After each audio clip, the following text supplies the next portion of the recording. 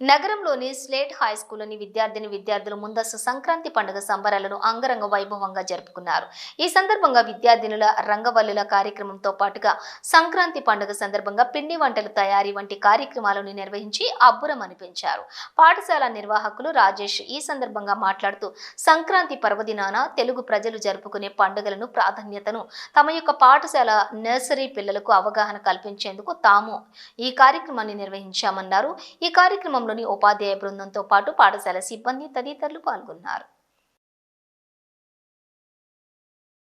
ముందుగా తెలుగు వారందరికీ కూడా స్లేట్ స్కూల్ పక్షాన సంక్రాంతి శుభాకాంక్షలు తెలియజేస్తూ వల్ల మా స్లేట్ స్కూల్ ప్రాంగణం లోపల మా విద్యార్థులు మరి అంగరంగ వైభవంగా సంక్రాంతి సంబరాలను జరుపుకోవడం జరిగింది.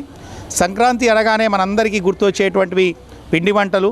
అలాంటి పిండి వంటలు ఎన్నింటినో మరి మా విద్యార్థులు తయారు చేసి అలాగే మరి వాటితో పాటుగా మరి సంక్రాంతి అనగానే గుర్తొచ్చేది కైట్స్. అలాంటి కైట్స్ను కూడా తయారు చేసుకొని రావడము.